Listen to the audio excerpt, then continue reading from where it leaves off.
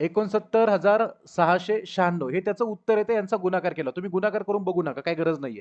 मग तो असा विचारतोय की वर्गमुळामध्ये 69.696 भागिले 14.4. तर सगळ्यांनी पहिली स्टेप मध्ये तो प्रश्न व्यवस्थितपणे मांडायला घ्या. लिहा 69.696. प्रश्नाची मांडणी कशी करायची थोडंसं काळजीपूर्वक बघाल. मी काय करणार आता, या पॉईंटच्या बरोबर खाली इथं पॉईंटवाली संख्या मांडणार खालची. ठीक आहे, पॉईंटच्या बरोबर खाली पॉईंट आणि इथं संख्या 14.4 आहे. तर लिहिणार कसं माहितीये का, इथे 14 आणि बरोबर याच्या पुढे 4 असं एका खाली एक त्या त्या ठिकाणचं डिजिट दिसावं. करेक्ट आहे. मग आता सांगाल पॉईंटच्या पुढे इथं वरती घरं किती आहेत बेटा, 3. इथं सुद्धा 3 घरं असली पाहिजे होती. मग आपण घरं बॅलन्स करतोय कसं ते ऐका आता. पॉईंटच्या पुढे 3 घरं, इथं पॉईंटच्या पुढे 3 घरं पाहिजे, इथं काय भरायचा असतो 0 0. ठीक आहे. मग आता आपल्या बेसिक तत्वानुसार जसं आपण बेसिक अपूर्णांकाच्या टॉपिकमध्ये शिकवतो मेन बॅचमध्ये, तेच सांगेल.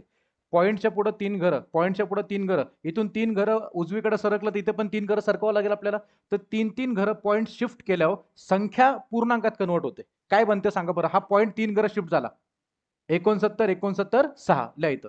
69 अशी संख्या बनेल. आणि जसं इथं पॉईंट 3 घरं सरकवला तर इथं पण 3 घरं सरकवावं लागेल आपल्याला. मग आता सांगा हा पॉईंट 3 घरं सरकला, संख्या किती बनते 14,400.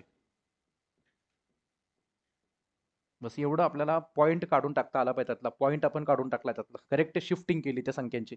आणि शिफ्टिंग केल्याच्या नंतर आता पुढे आहे का, इथं तुम्हाला लोकांना जे काही आता मांडणी दिसते, ह्या मांडणीमध्ये एक गोष्ट आपल्याला माहिती आहे की याचं उत्तर हा गुणाकार कोणाचा आहे माहिती आहे का, ते ह्या दोघांचा आहे. कोणाकोणाचा गुणाकार वाचा तो 414 मिळतं जेव्हा आपण या दोघांचा गुणाकार करतो. तो गुणाकार करायचा नाहीये, आयोगाने दिलेला असतो आपल्याला. लिहायचं 484 गुणिले 144 आणि भागिले 14,400 ला काहीच करू नका, ऍज इट इज ठेवा. ठीक आहे, फक्त शेवटच्या 2 स्टेप बाकी आहेत. आता हे पाहून तुम्हाला काहीतरी डोक्यामध्ये टिकटिक वाजलं पाहिजे. आता काय टिकटिक वाजते माहिती आहे का, 144 कट करायचं असं तुम्हाला टिकटिक वाजतंय. करेक्ट आहे, करून टाका बिंदास. जे वाटतं ते बिंदास करा. 144 एक आणि 144 एक, इथं पुढचे 2 शून्य आले आणि शेवटच्या पायरीमध्ये शिल्लक राहते बेटा काय माहितीये का, वर्गमुळात 484 भागिले किती 100. याचा अर्थ आपल्याला या दोघांची वर्गमुळं काढायची राहतात. शेवटच्या पायरीमध्ये आलो आपण.